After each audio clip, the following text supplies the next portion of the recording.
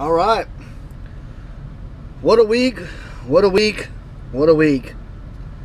Find out why next.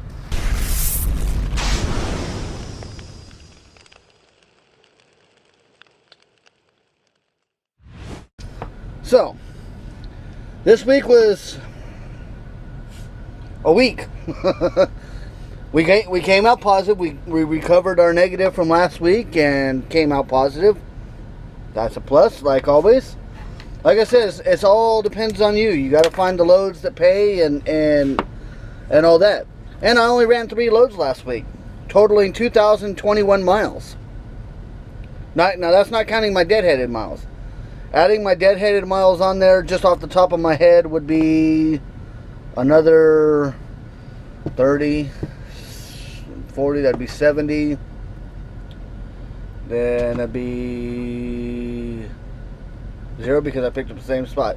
So another 70 miles. So 2,091 miles, give or take just a little bit because of the deadhead.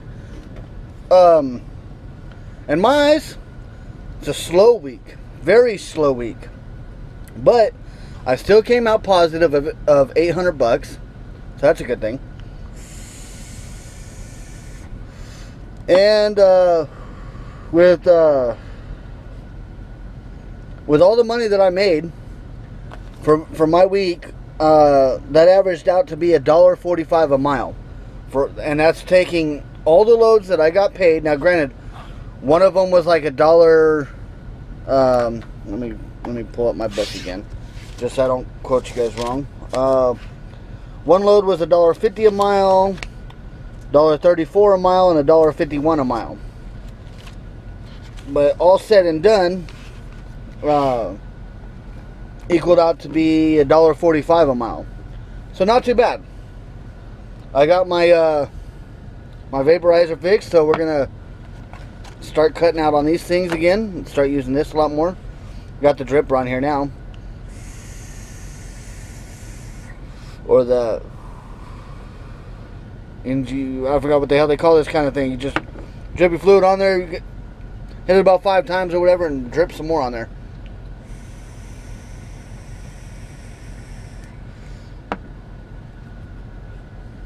But you definitely get your cloud vapor out of it, that's for sure. I think there's some strange people parked at this truck stop, boy. They're parked fucking everywhere. You got trucks that are in a line, then you got people parked right behind them. A couple of them facing forward, so now it's forcing them to have to back out of this spot if they're still there in the morning when they try to leave. It's fucked up. You gotta use your head, people. But anyways, let's get on to these questions. I know there was going to be some more stuff I'm going to talk about, so give me a minute on that before I forget. My internet kind of sucks over here, so hopefully we'll be able to pull these up fairly easily. What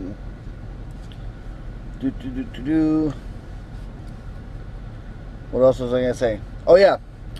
Okay, so we had the loads going for this last week. Now this week's going to be a busy week. I've been running since, when did I leave the house? I left the house Tuesday morning, and I've been running non-stop, and I'm booked up all the way until Monday morning. Monday morning, I'm going to try to find me another load to deliver, by Tuesday to make it a full week. I'd give you those numbers, but I haven't written them down off the Qualcomm yet. So, and then I accidentally turned off the camera. So hopefully this one ain't going to make too much of a little difference in there. Hopefully you guys ain't staring at my chest. But give me a second. Get some more juice put in here. But with those 3 loads, that was going from Carthage,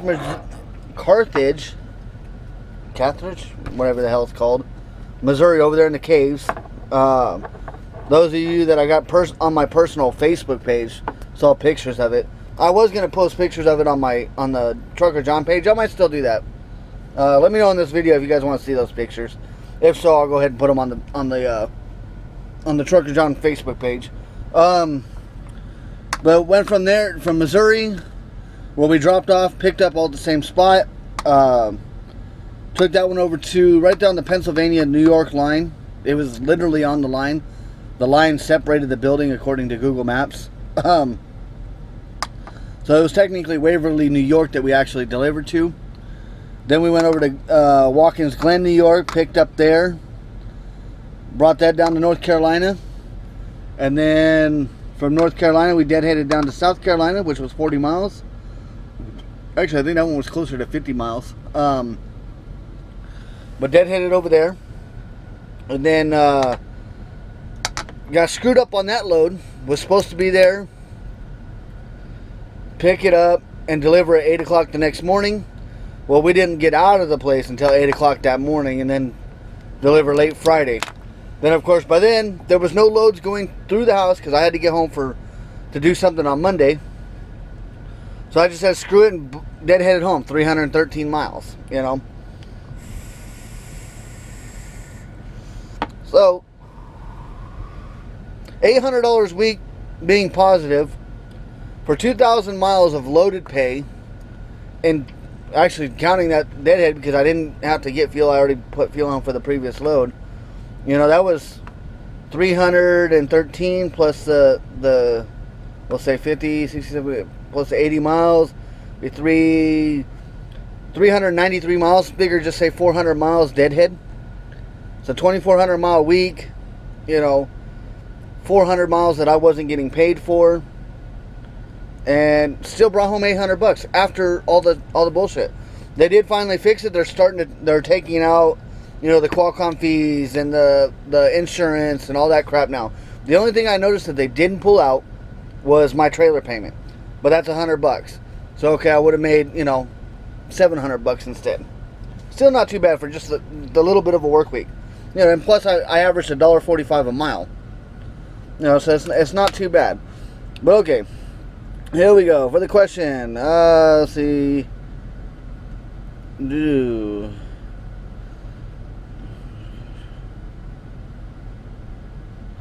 Okay, RJV says that you'll be over there on the 10th, which is cool. Congratulations. Hopefully you're successful. One of the successful ones.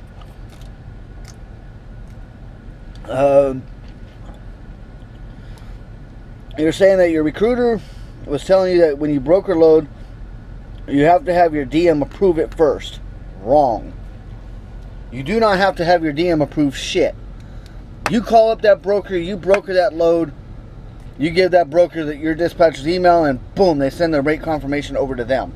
Now, what they will suggest in orientation is that, you know, if you find a load that you like, call your dispatcher. Your dispatcher will be the one to negotiate your rate for you.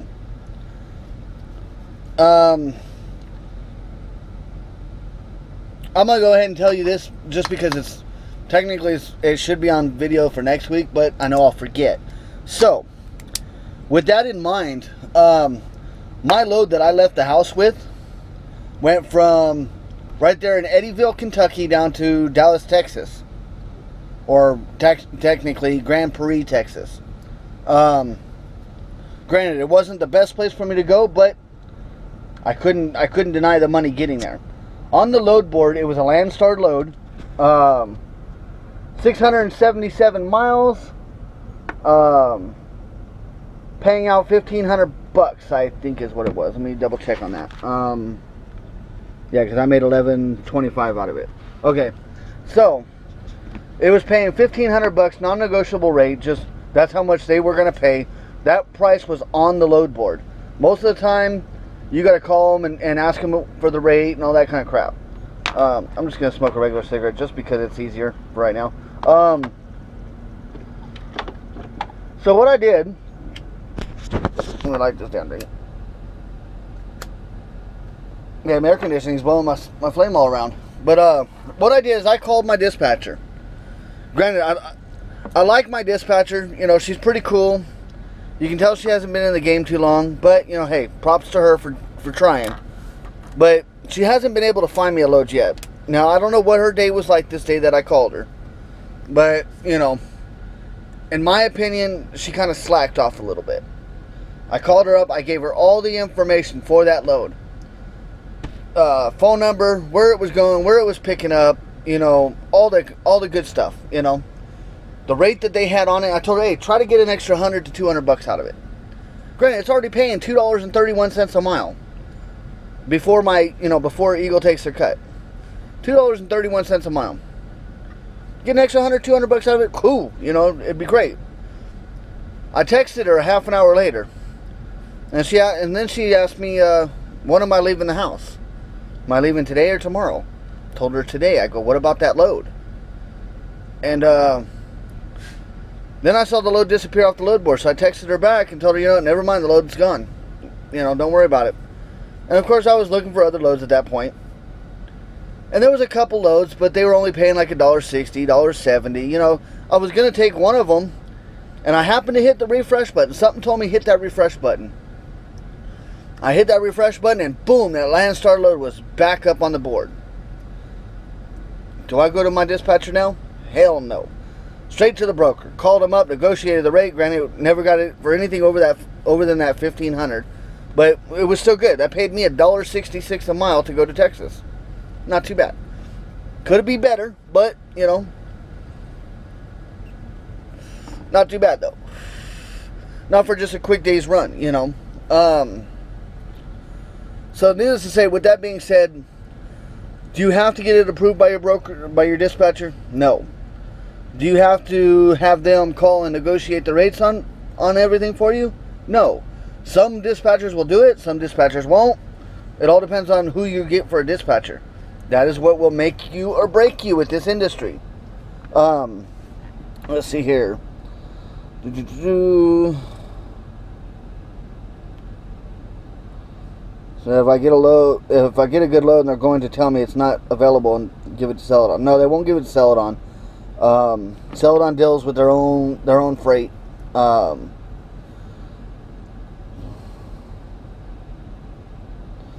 Yes, if I had any problems getting paid, nope, no problems yet. Knock on some wood. And then, all right, you're a flatbed guy, dude. More props to you. I haven't heard any complaints really about the flatbed side. So more power to you there. Glenn Forbes, dude, you gotta. You got periods in between after every word you typed. It kind of made it kind of weird. You want to know how you like Waverly, New York? Waverly, New York was okay. I'm not a fan of New York. Nothing against people up there. It's just mainly around the city. I don't mind going to upstate New York, shit like that. Waverly was alright. Easy place to find. Said, what kind of Kenworths can you get there?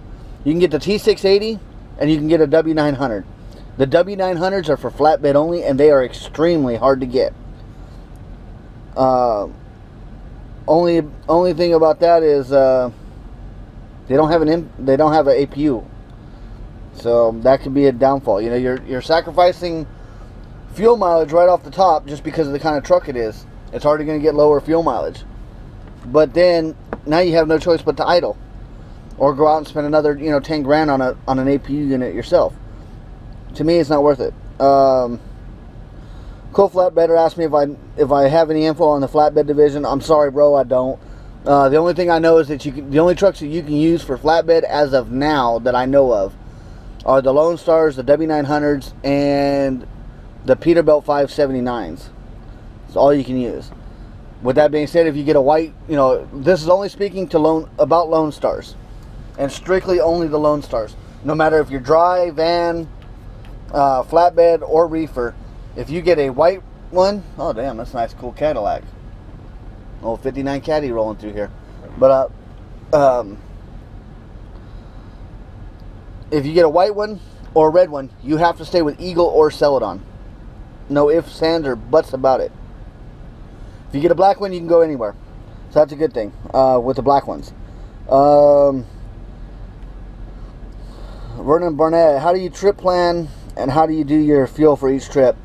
Honestly, for fuel for each trip, lately I've been just filling up. When I need fuel, I fill up, because when I was with Knight, I used to try to.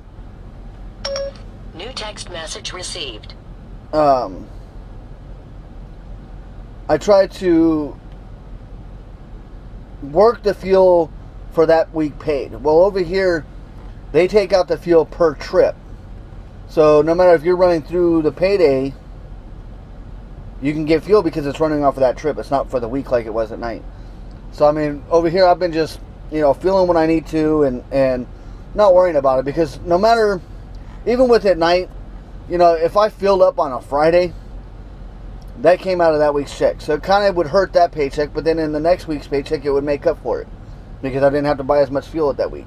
So, I mean, it goes back and forth. No matter how you do it, it's going to come out. You're going to benefit one week, take a loss the next week. New text message received.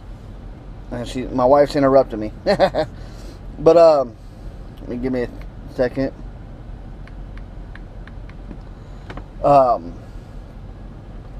But other than that, for finding fuel, I use the Truck Stops apps. I kind of, if I know I'm going to be on a certain highway for a while, I'll go to like the Loves app, and I'll just type in, I-40 and search. That'll give me all the Loves fuel stops across I-40. And then I can say, okay, well, I got, 3/4 of a tank. That can get me, 700 to 800 miles. I can look in that trip and find, the cheapest fuel stop between there. Get fuel there. Go, and do it that way. Sometimes I forget to look and I just get fuel because I'm running low and I get fuel. I mean, there's certain states definitely that you want to try to avoid for getting fuel. But other than that, as far as fuel goes, that's about the only thing to really work for. But with that being said, I haven't forgot about the gift card giveaway, guys. I've been letting everybody try to just get their things on there. I think we got like 15 people that's in that drawing. We're going to select like 4 or 5 of you. What I'm going to do is I'm probably going to make a video here after I call the wife back. I'm going to go ahead and put all your guys' names in a little bowl or something that I have around here. And we'll do it live on camera. I'll pull out names and boom, you'll be the winners. And then that'll be its own video. So that way you guys will be able to message me on the Facebook page and give me your address, so that way I can send that gift card over to you.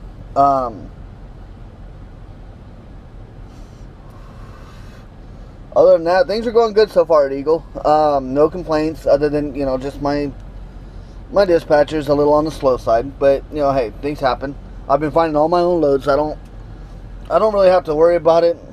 I mean, in that kind of way of sense, it makes it bad because now I'm paying Eagle 25% just for their DOT number and their insurance. Oh, not even their insurance, because Quality's paying my insurance, or I'm paying for my insurance through Quality, but also through Eagle for some of it. But it just it kind of bogs my mind there. I'm paying them that much money and I'm not seeing anything from it. I'm not getting my dispatcher's help. But I find my own loads. So I mean, it's not them calling me up and I gotta turn them down for every load that they try to give me. But now my last dispatcher, he was good. He was on it. He was on it, boy. He found every single load for me till he left, and then I started finding my own loads. But I know I got to get home here at the end of the month, so not this weekend, but next weekend I'm going to try to get home. My wife's family's in town, or sort of in town. They're down there in Nashville, so we're going to go visit them. But other than that, guys, that's about the gist of it for right now, of what's going on. Tune in next week for the video of what's going on this week, and we'll fill you in there. I'll give you another breakdown of the mileage and what my gross mile pay was, all that kind of good stuff. I might make a video of showing you, showing you my actual pay stubs, so that way you're seeing truly what they're doing. I just don't know how well the GoPro is gonna view the laptop screen. So we're gonna, or even my cell phone screen. I don't know how well that's gonna work. So I might just play around with it and make a video and see how it comes out, and test the water. Actually, I could do it because I got the app on my phone, so I can see what I'm recording. But yeah, we'll figure that out. Other than that, hell, I think that's it, guys. So drive safe. Mel's over here, back here, sleeping in his bed, or laying down anyways. At least he's not bugging me. But we're gonna go ahead and edit this video up, call it a night. I gotta get up early in the morning, start driving, finish out this load, which is, this week's been killer. I'm gonna probably have to stop and do a 34-hour reset here pretty soon. I gotta double check on my hours, but which of course is gonna dictate if I'm gonna have a load come Tuesday or not, or Monday. I know I got the hours to do the current loads. At least I should. I should have probably checked that, but I'll make it work. We'll figure something out. But yeah, so drive safe, drivers. Keep that shiny side up. Be profitable for you owner operators and you company drivers. You know, you got to make that money. So for company drivers, run your ass off. For owner operators, work hard or work less, get paid more. You know, like I said that before. 2,000 miles and I brought home $800. Some of you company drivers are running, 3,000 miles and barely bringing home $800. And busting your ass. Now, last week was slow. That's for damn sure. It was a bad week. Definitely bad. This week's going to be better. Even though I left on Tuesday, this week's going to be better. I can already see it. At least in my mind, it's better. Other than that, yeah. We will see you guys on Friday. Don't forget, like, share, and subscribe. If you're new to the channel, definitely hit that subscribe button. We'll have these coming out weekly to you. Maybe even twice a week. We'll see. Especially for when I start booking myself up, multiple loads. I might be able to do a video here and there in between. Just give you guys a little bit of update. I wish I had the time, guys, to keep doing daily vlogs like I was. But with having to find loads and all that kind of jazz, sometimes it just doesn't work. It's just like, after I took my load to Dallas, I spent almost all day on the computer looking for a load. Got me a load finally at the end of the day, but I still made decent money on it. I delivered that load that following morning, but I was killing my hours, sitting there trying to find a load. I was already on the clock. So let's say it made it to where I had to start doing some split braking, but which of course sucks. But yeah, that's next week, guys. Right now we're sitting in Green, Missouri, just to let you guys know. Headed to Morris, Illinois. So we will see you guys next week. Take care and drive safe.